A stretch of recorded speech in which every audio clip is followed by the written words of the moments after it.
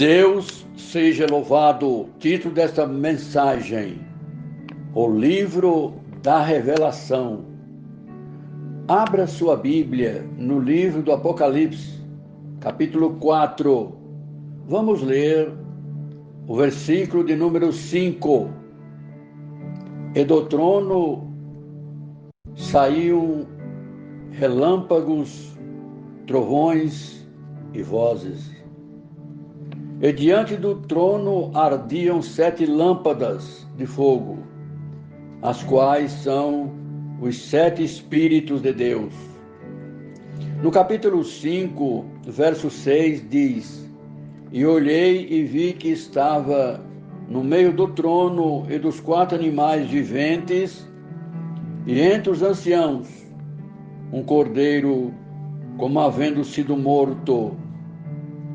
E tinha 7 chifres, 7 olhos, que são 7 Espíritos de Deus enviados a toda a terra. No capítulo 4, no versículo 5, está escrito que os 7 Espíritos de Deus estão diante do trono. Mas no capítulo 5, no versículo 6, os 7 Espíritos de Deus é enviado para a terra. Então surge uma pergunta que não se cala: o porquê que os 7 Espíritos de Deus, no capítulo 4, está diante do trono? E por que no capítulo 5 ele é enviado para a terra? E o que aconteceu entre o capítulo 4 e o capítulo 5 que mudou a posição dos 7 Espíritos de Deus? E quem são os 7 Espíritos de Deus? Isaías capítulo 11 diz: o espírito de temor do Senhor, de conselho, de fortaleza, de entendimento, de conhecimento e de sabedoria. Este é o Espírito Santo de Deus. Irmãos, este livro, que tem 22 capítulos, 404 versículos, 12.000 palavras e 9 perguntas. O Apocalipse é a revelação e a expressão grega para a revelação é tirar o véu. É Deus descortinando e desvelando para que João pudesse escrever as coisas que vistes, as que são e as que hão de acontecer. É perceptível e plausível enxergar Jesus Cristo como o tema central do Apocalipse. E não só o tema central do Apocalipse, ele é o tema central de toda a Bíblia. Jesus Cristo está no centro da história. Quando o Verbo estava na eternidade, pela presciência, ele já conhecia toda a história.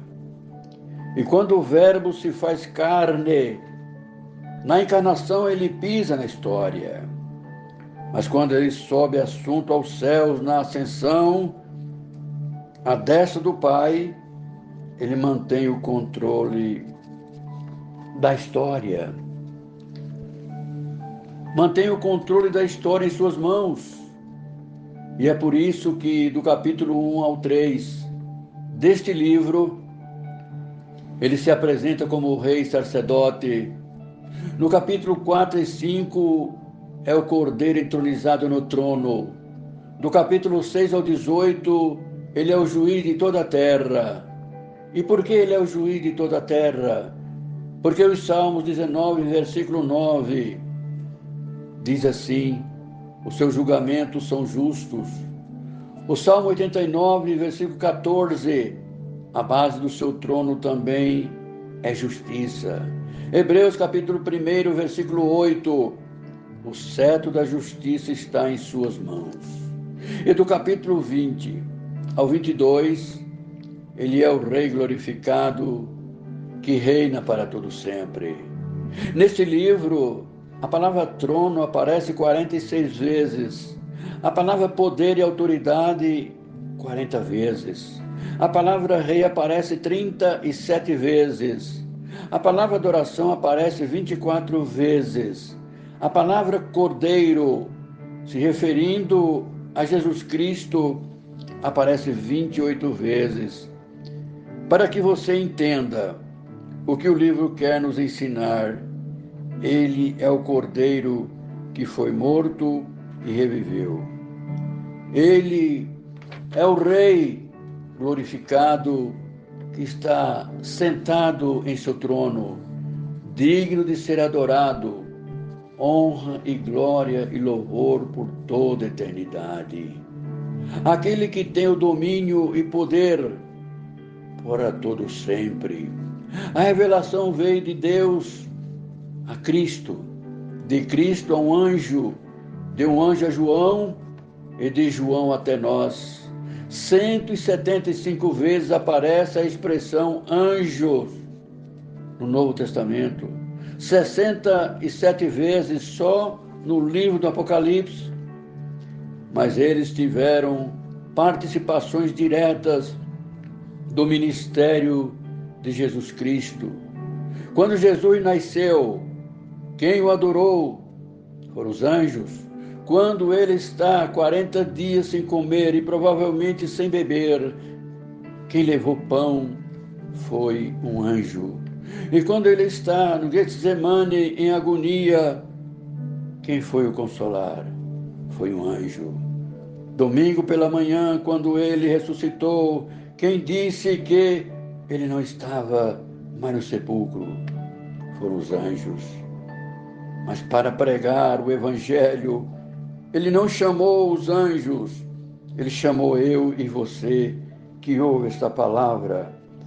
Mas nós somos imperfeitos, sim, somos imperfeitos, mas aquele que começou a boa obra é fiel para terminar. Glória a Deus. Porque João, em Apocalipse, viu o que os outros não viram, sentiu o que os outros não sentiram, escreveu o que os outros não escreveram. E porque só João viu o que ninguém viu, sentiu o que ninguém sentiu, alcançou nível que os outros não alcançaram. Você quer ter intimidade, quer ter sensibilidade com Ele e quer atingir um nível de espiritualidade, vai com Jesus até o fim. Glória a Deus. Filho de Zebedeu, irmão de Salomé e de Tiago, companheiro na aflição do reino e na paciência, companheiro na aflição. Porque Romanos 8:17, se tu é participante da aflição, também será participante da glória. Aí vem as 7 cartas às igrejas da Ásia. Graça e paz da parte daquele que era, que é e que há de vir. Dos 7 Espíritos de Deus, 4 verdades João traz. Ele é a fiel testemunha. Segunda verdade, ele é o primogênito dentre os mortos. Alguém pergunta, como ele é o primogênito, o primeiro a ressuscitar? Se houve ressurreições antes dele no Antigo Testamento, se no Novo Testamento 3 ressurreições antecederam a dele, a de Lázaro, a do filho da viúva de Naim. Mas tem um detalhe, todos eles ressuscitaram, mas morreram novamente. Jesus é aquele que ressuscitou para nunca mais morrer. Preste atenção, é aquele que morreu e ressuscitou, mas nunca mais vai morrer. Deus está no controle. Ele não erra o plantio. Aonde Ele te plantou, aonde Ele te colocou, é aí que Ele vai te usar. Deus coloca pessoas específicas em lugares estratégicos. Saiba de uma coisa, Deus não errou a teu respeito. Aonde Ele te colocou, é aí que Deus vai te usar. No entanto, outros podem pensar assim, mas quando não é Deus que coloca e é o homem? Gênesis te responde, capítulo 50, versículo 20. E a lição é: mesmo que os homens nos coloquem, o ambiente, o lugar, não altera quem você é. Se tu tens o Espírito de Deus, diga como José: Deus tornou o mal em bem. Glória a Deus. Veja então que Deus não errou o plantio. Aonde você está, Deus tem propósito na tua vida. E é porque Deus coloca pessoas em lugares estratégicos. O monarca Nabucodonosor vai sonhar. E diferente de Faraó, ele não conta o sonho, ele pede para o interpretar e depois revelar o sonho. Ariote, chefe da guarda, passa um pregão em Babilônia, procurando dos magos, dos astrólogos, adivinhos, o que pudesse revelar o sonho, mas não encontrou ninguém. Mas tem um moço orando 3 vezes ao dia, com as janelas abertas rumo a Jerusalém, e Deus deu para ele a revelação. Ele compareceu diante do rei Nabucodonosor e disse: tu sonhaste com uma estátua, a sua cabeça, a cabeça dela é de ouro, e o reinado é o reinado babilônico. O peito e os braços são de prata, o reino medo persa. O quadril são de bronze, Alexandre o Grande. As pernas, ferro e barro, que é Roma. Glória a Deus. Mas de repente, Daniel, ele vê uma pedra, e essa pedra toca na estátua, e a estátua se desmorona. Te pergunto por esta mensagem: quem é esta pedra? O que esse texto quer nos ensinar? A Babilônia passa, os medos persas passam, a Grécia passa, Roma passa, os governantes passam, presidente da República passa, prefeito passa, deputado passa, ministério de pastor e ancião passa, mas o reino eterno da pedra que vem é Jesus Cristo e subsiste eternamente. E quem é essa pedra? Sob essa pedra edificarei a minha igreja, e as portas das ânsias da morte jamais poderão prevalecer contra ela. Ele é o principal dos reis da terra, o rei dos reis. João diz que ele é a fiel testemunha, é aquele que nos amou e com seu sangue nos lavou. Ele deixou a eternidade, tomou a forma humana num corpo de carne, mas não deixou de ser Deus. Como homem, ele chora junto à sepultura de um amigo, mas como Deus, ele diz: sai para fora, Lázaro. Como homem, ele disse: tenho sede, mas como Deus, ele diz: quem tem sede, venha a mim, eu tenho água da vida eterna. Como homem, ele disse: estou cansado, mas como Deus, sobe numa montanha e diz: vinde a mim todos que estáis cansados e oprimidos, e eu vos aliviarei. Como homem, ele dorme na polpa de um barco, mas como Deus, repreende o vento e a tempestade. Quem é esse que até o vento e o mar lhe obedecem? Ele chegou até na nossa porta, quando nós o aceitamos, e diz: eis que estou à porta e bato. Você abriu? E ele entrou. Ele olhou e disse: quer ter paz em sua vida? Siga-me, e dar-te a coroa da vida eterna. E com Jesus não tem meio termo. Ele está contigo na alegria, na tristeza, na dor, na enfermidade. E quando você diz sim, eu quero, a sua vida é transformada. Ele te diz agora, tu tens um dono. Não fosse comprados com prata ou ouro, mas com o sangue precioso derramado na cruz do Calvário. E João estava exilado em Patmos, no sistema penal, a 86 quilômetros do sudoeste de Éfeso. João estava preso. Glória a Deus, por não adorar um homem assentado em um trono de madeira feito por homens. João só adorava aquele que está sentado num trono de glória. Por isso João é enviado e exilado. E quando João, em Patmos, pensa que está sozinho, a voz de Nosso Senhor, como uma trombeta, soa. E quando João olha para ver, quem é ele? João viu aquele que a mulher samaritana encontrou junto ao poço e proclamou para os samaritanos: este é aquele que tem a água da vida eterna. Isaías diz: ele é o conselheiro, Deus forte, Pai da eternidade, a raiz de Davi.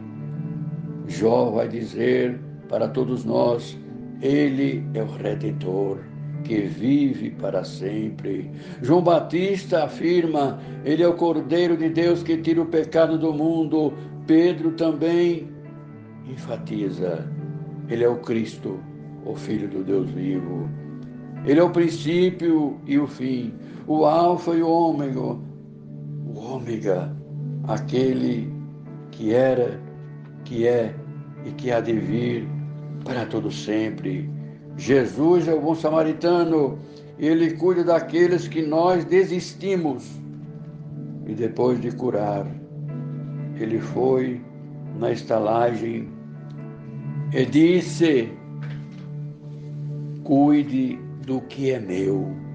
Ele deu 2 moedas e disse: se você gastar mais, quando eu voltar, eu te pago. Irmãos, a tua recompensa não vem dos homens, vem da eternidade.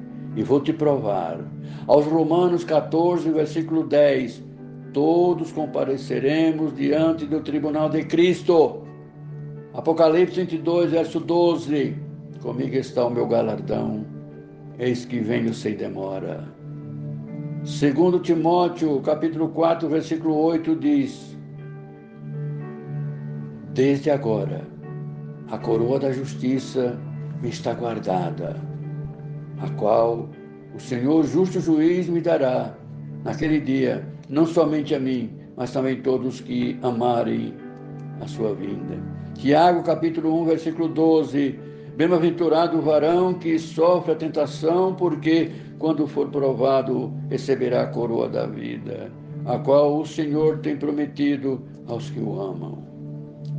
E o que devemos fazer diante de tais declarações? O Apocalipse 2, verso 11 diz: ser fiel até a morte e dar-te a vida eterna. Apocalipse 3, verso 11: guarda o que tens para que ninguém tome a tua coroa. E quem tem ouvidos, ouça o que o Espírito diz às igrejas. Portanto, irmãos, nós também, pois que estamos rodeados de tão grande nuvem de testemunha, deixemos todo embaraço e o pecado que tão de perto nos rodeia e corramos com paciência, temor e fé a Deus a carreira que nos está proposta, olhando unicamente para Jesus, autor e consumador da nossa fé. E Deus, por Jesus Cristo, seja hoje e eternamente glorificado.